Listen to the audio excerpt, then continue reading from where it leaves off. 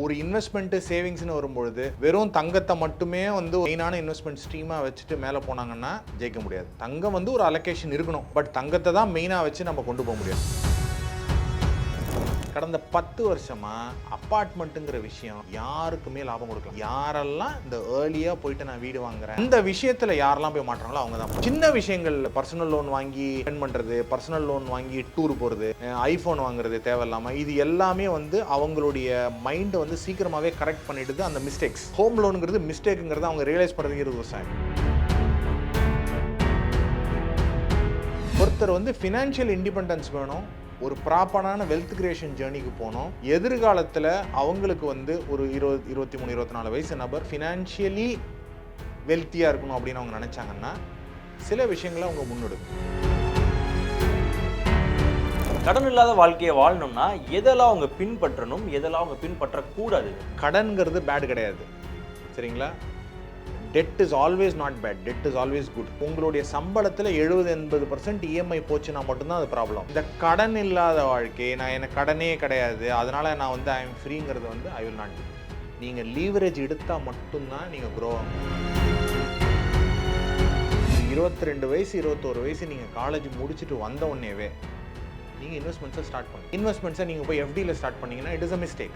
FD வந்து inflation கூட beat பண்ணாது. Gold it will just beat the inflation. Real எஸ்டேட்டில் மாட்டிக்கிட்டிங்கன்னா உங்கள்கிட்ட கேபிட்டல் கிடையாது. ஒரு 500 ரூபா 1000 ரூபா இருந்தாலே நீங்கள் பங்குச்சந்தை சார்ந்த முதலீடுகளில் பண்ணும்பொழுது லாங் டேர்ம் பேசிஸில் ஒரு 5 வருஷம் 10 வருஷம் பேசிஸில் ஒரு ஹையஸ்ட் ரிட்டர்ன் பாசிபிள் அப்படின்னு கேட்டிங்கன்னா பங்குச்சந்தை சார்ந்த முதலீடு திட்டங்களில் மட்டும்தான் பண்ண முடியும்.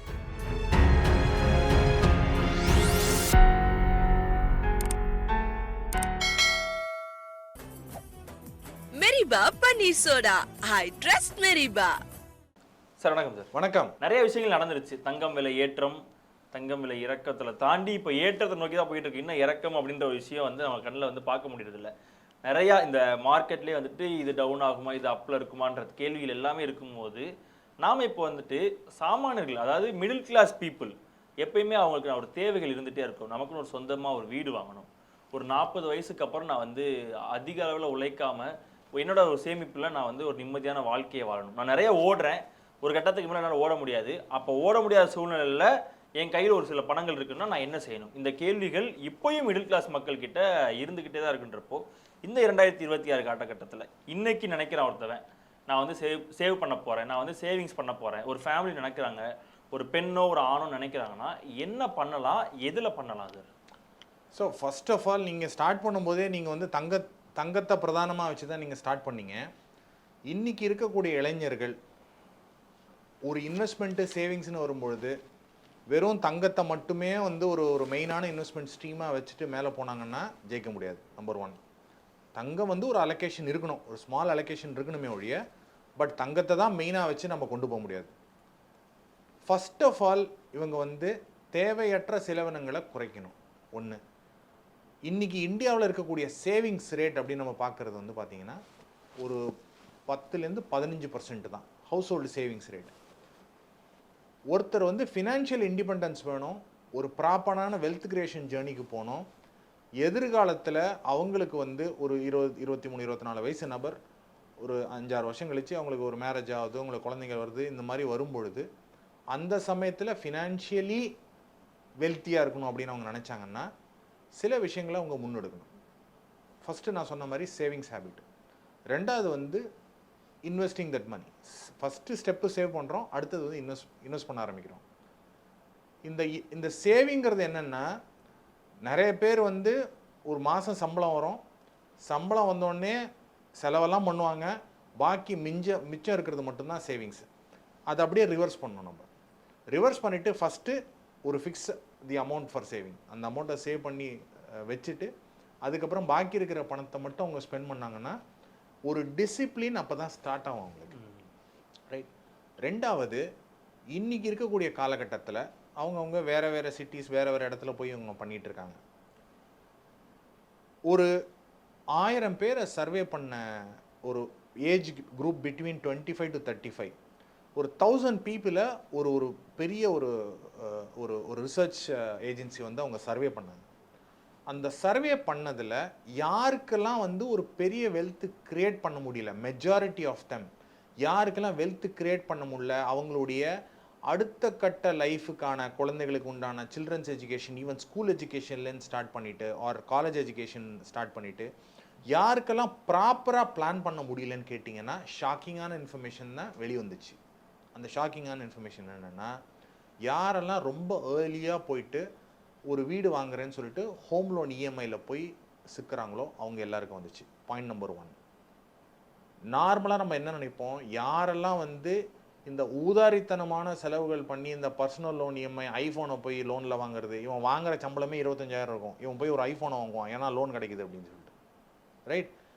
அந்த மாதிரி பீப்புளுக்கு தான் இந்த வெல்த் கிரியேஷன் ஜேர்னி ப்ராப்பராக இருக்காது அப்படின்னு சொல்லிட்டு அவங்க நினைப்போம். ஆனால் இந்த 1.5 லட்ச ரூபா ஐஃபோன் வாங்குறவன் ஒரு வருஷம் 2 வருஷத்துலேயே திருந்திடுவான்.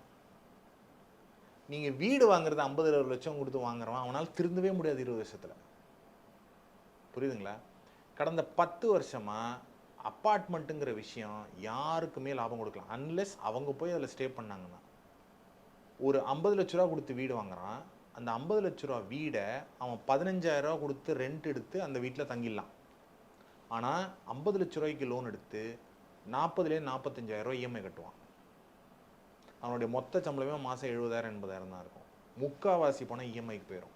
ஸோ என்னென்னா, இந்த சர்வேயோட அவுட்கம் வந்து யாரெல்லாம் இந்த ஏர்லியாக போயிட்டு நான் வீடு வாங்குறேன், சொசைட்டல் ப்ரெஷர், சொந்தக்காரங்களுக்கு வந்து நான் காட்டணும், நான் வீடு வாங்கிட்டேன், வீடை காட்டணும், சமுதாய பந்தா. ஆமாம். ஸோ அந்த விஷயத்தில் யாரெல்லாம் போய் மாட்டுறாங்களோ அவங்க தான் பண்ணாங்க.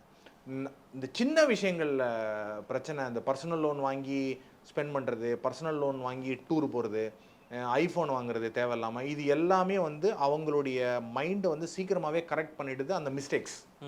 ஹோம் லோனுங்கிறது மிஸ்டேக்குங்கிறது அவங்க ரியலைஸ் பண்ணுறதுக்கு 20 வருஷம் ஆயிடும். புரியுதுங்களா? ஸோ இந்த மாதிரி விஷயங்களை அவங்க செட்ரைட் பண்ணிட்டு போகணும். ரெண்டாவது வந்து இன்றைக்கி கரியர் கோல்ஸுங்கிறது வந்து நிறைய பேருக்கு இல்லாமல் இருக்குது. ஒரு 10 15 20 வருஷம் முன்னாடி ஒரு வேலையில் ஒர்க் பண்ணுறவங்களுக்கு இருந்த சின்சியாரிட்டி இன்றைக்கி இருக்கக்கூடிய ஜென்சிக்கு இல்லை அப்படிங்கிறத தான் நிறைய பேர்கிட்ட டிஸ்கஸ் பண்ணும்போது தெரியுது.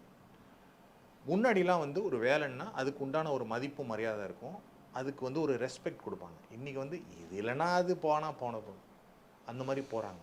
ஸோ இந்த மாதிரி ஒரு மைண்ட் செட் டெவலப் ஆக ஆரம்பிச்சதுன்னா, எஸ்பெஷலி இந்த மாதிரி வார் சுச்சுவேஷன் வந்து ஐடி துறையில் நிறைய வேலை இழப்பெல்லாம் நடக்க ஆரம்பிச்சு, லே ஆஃப்லாம் நடக்க ஆரம்பிச்சது அப்படின்னு சொன்னால் இவங்களுக்கெல்லாம் ஒரு பெரிய ப்ராப்ளம் வரலாம்.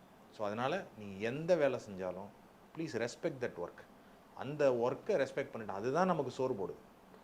அங்கே தான் நீங்கள் பில்ட் பண்ணிக்க முடியும். ஹியூமிலிட்டியிலேருந்து தான் நீங்கள் வந்து ஒரு பெரிய ஒரு பில்டப் பண்ண முடியும். அது வெல்த்தாக இருக்கட்டும், இல்லை ஒரு பர்சனல் இன்டெகிரிட்டியாக இருக்கட்டும், இல்லை ஒரு வே ஆஃப் லைஃப் அவங்களுடைய வாழ்க்கை முறையை இங்கேருந்து எடுத்துகிட்டு போகிறதுக்கு that will be the only thing to guide for.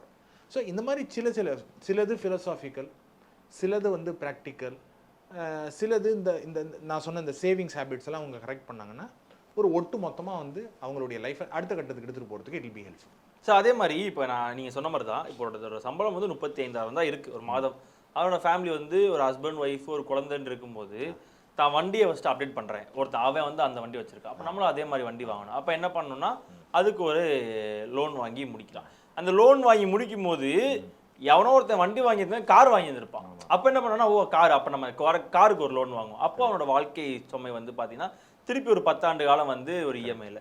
இவன் காரை கட்டி முடிக்கக்குள்ள எவனோ ஒருத்தர் வீடு வாங்கியிருப்பான்.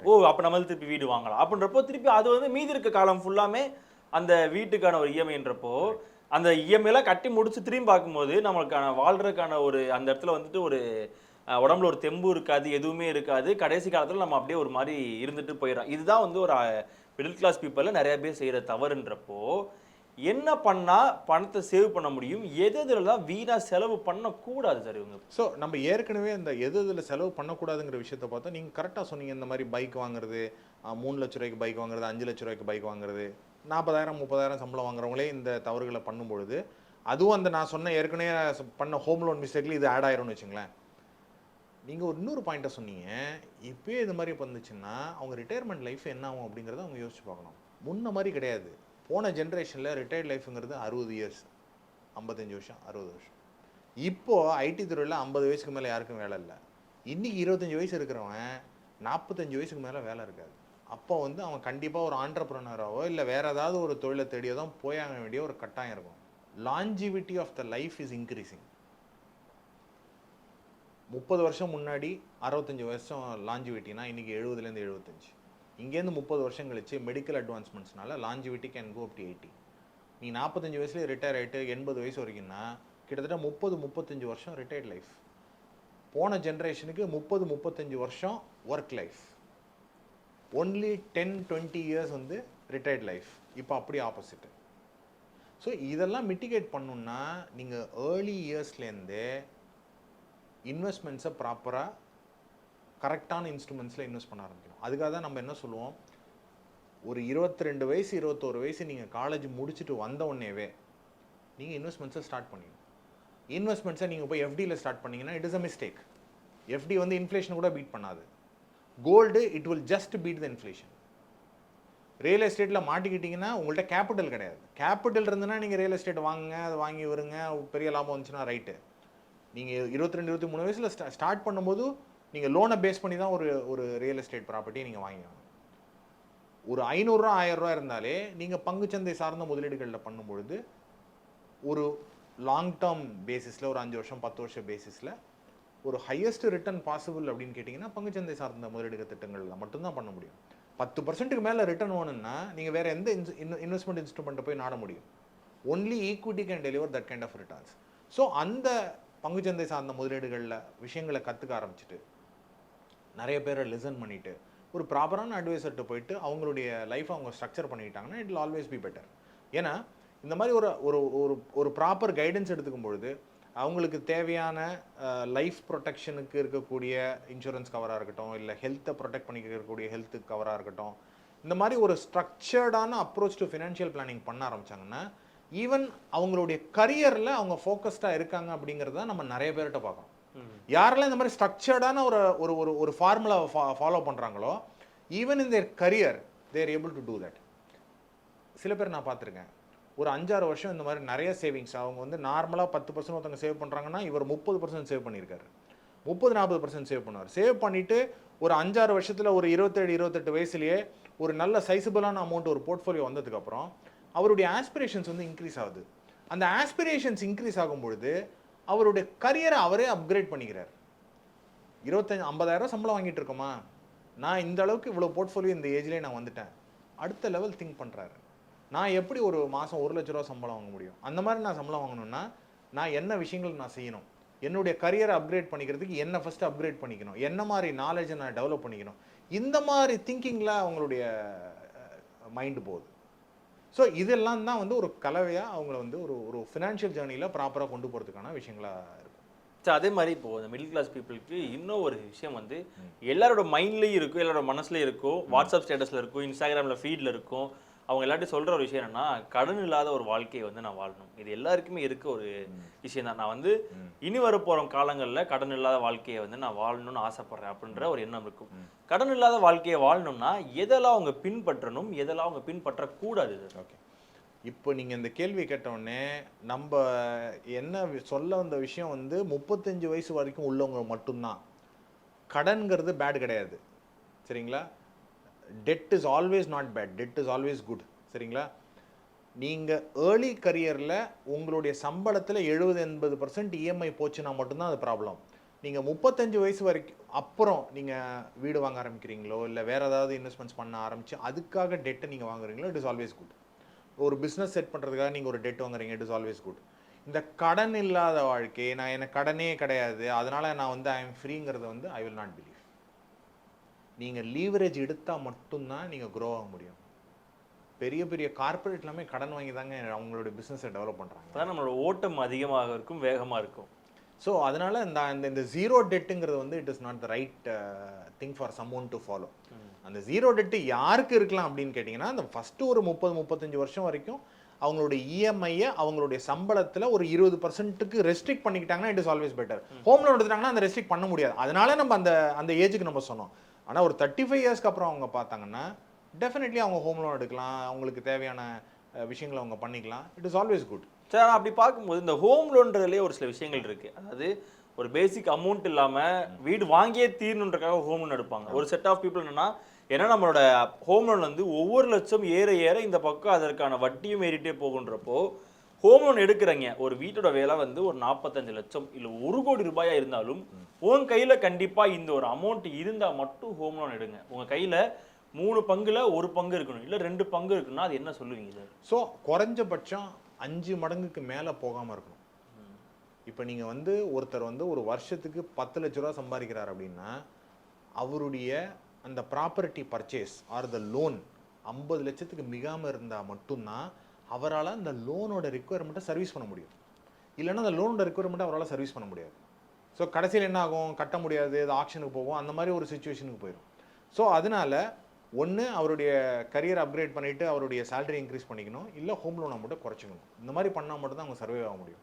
ஆனால் கையில் ஒரு செட் ஆஃப் அமௌண்ட்ஸ் எப்பயுமே இருக்கணும். அசெட்டாவே டெஃபினட்டாக வந்து financial asset asset allocation model எதுக்கு சொல்கிறோம், நம்ம 100 ரூபா நெட்ஒர்த் நமக்கு இருக்குது அப்படின்னா அந்த 100 ரூபாவில் 20 ரூபா 30 ரூபா ரியல் எஸ்டேட்டு, 40 ரூபா 50 ரூபா ஏஜை பொறுத்து, 40 ரூபா 50 ரூபா ஈக்விட்டியில். இப்போ நார்மலாக ஒருத்தர் ஈக்விட்டியில் இன்வெஸ்ட் பண்ணணும் அப்படின்னு சொன்னால், ஈக்விட்டிங்கிறது direct stocks, mutual funds, PMS, இந்த மாதிரி அவங்க இன்வெஸ்ட் பண்ணுறாங்கன்னு வச்சுங்களேன். 100 மைனஸ் ஏஜ் வந்து அவங்களுடைய அலோகேஷனாக இருக்குங்கிறது நம்ம சொல்லுவோம். நான் என்ன சொல்லுவேன் அப்படின்னா, less than 40 years of age அவங்க 100% ஈக்விட்டியில் இருக்கிறது தவறே இல்லை. ஸோ நீங்கள் அந்த 40 இயர்ஸ் அப்ளை பண்ணிங்கன்னா 100 மைனஸ் 40 60% தான் அவங்க ஈக்விட்டியில் இருக்காங்கிற ஒரு தம்பு ரூல் இருக்குது. ஆனால் லெஸ் தென் 40க்கு இது எக்ஸம்டட். இதே 50 வயசுன்னு வச்சுங்களேன், 100 மைனஸ் ஏஜ் விச் இஸ் 50, 50%க்கு மேலே அவங்க ஈக்விட்டி எக்ஸ்போஷர் இல்லாமல் இருக்கிறது it is okay. But less than 40க்கு அவங்க ரிஸ்க் எடுத்தால் மட்டும்தான் அவங்களுடைய வெல்த்தை பெருசாக க்ரோ பண்ண முடியும். Otherwise they will not be able to grow. So அதே மாதிரி இப்போ இருக்க யங்ஸ்டர்ஸ் எல்லாருமே வந்துட்டு நீங்கள் என்ன பண்ணிட்டு இருக்கீங்க, நான் ஸ்டாக் மார்க்கெட் பண்ணிட்டு இருக்கேன், நான் வந்து வீட்டிலேருந்தே ஸ்டாக் மார்க்கெட்டில் இருந்துட்டு இருக்கேன்னா ஒரு வேலை பார்ப்போம், அது போக அதுலேருந்து வர வருமானம் அதை வச்சு ஸ்டாக் மார்க்கெட் பண்ணிட்டு இருந்தாங்க. இதெல்லாம் வந்து ஒரு டைம் பீரியடில் போயிட்டு இருக்கின்றப்போ இப்போ வரக்கூடிய ஜென்ரேஷன் முழுவதுமாகவே இந்த ஒரு ஃபீல்டுக்குள்ளே இறங்கி இதுதான் என்னோட வேலையே இதுதான்ற மாதிரிலாம் மாறிட்டு இந்த ஒரு கல்ச்சர் நீங்கள் எப்படி பார்க்குறீங்க சார்? இந்த கல்ச்சர் வந்து இப்போ வந்த கல்ச்சர் இல்லை, 10-15 வருஷமாக தொடர்ந்து இருக்கக்கூடிய கல்ச்சர். ஆனால் உங்கள்கிட்ட யாரெல்லாம் நான் வந்து வேலையை விட்டு ட்ரேட் பண்ணிட்டு இருக்கேன், நான் இப்போ ஸ்டாக் மார்க்கெட்டில் இருக்கேன்னு சொல்கிறாங்களோ அவங்கள நீங்கள் கேட்ட தேதியிலேருந்து அடுத்த வருஷம் அதே பதில் அவங்க சொல்கிறாங்களான்னு செக் பண்ணி பாருங்கள். உங்களுக்கு என்ன மைண்டில் இருக்குது, நிறைய பேர் சொல்லிக்கிட்டு இருக்காங்க, போன வருஷமும் நிறைய பேர் சொன்னாங்க, இந்த வருஷமும் நிறைய பேர் சொன்னாங்க அப்படிங்கிறத உங்கள் மைண்டில் இருக்கும். ஆனால் போன வருஷம் சொன்ன அதே ஆள் இந்த வருஷமும் அதை சொல்கிறானாங்கிறத நீங்கள் செக் பண்ணி பார்க்கணும். சார், செபியோட டேட்டா படி 92% பீப்புள் யாரெல்லாம் இந்த மாதிரி ட்ரேடிங் பண்ணிகிட்டு இருக்காங்களோ அவங்க எல்லாரும் பணத்தை லூஸ் தான் பண்ணிக்கிட்டு இருக்காங்க. பாக்கி இருக்கிற 8% அவங்கெல்லாம் பழந்துன்னு கொட்டை போட்டவங்க, இல்லை கார்பரேட்ஸ், இல்லை இன்ஸ்டிடியூஷன்ஸ், இல்லை இந்த ரொம்ப ஸ்பீடாக ஆல்கோ ட்ரேட்ஸ் பண்ணுறாங்க பார்த்தீங்களா, அவங்க மட்டும்தான் பணம் பண்ணுறாங்க. 92% ஆஃப் த பீப்புள் நான் ஆப்ஷன்ஸ் ட்ரேடிங் பண்ணுறேன், ஆல்கோ ட்ரேடிங் பண்ணுறேன், இன்ட்ராடே ட்ரேடிங் பண்ணுறேன், ட்ரேடிங்கில் நான் டெக்னிக்கல் அனாலிசிஸ் கற்றுக்கிறேன், இது எல்லாம் சொல்கிறதுக்கு ரொம்ப நல்லா இருக்கும் சார், ரொம்ப ஸ்வீட்டாக இருக்கும். ஆனால் நடைமுறையில் சாத்தியம் கிடையாது.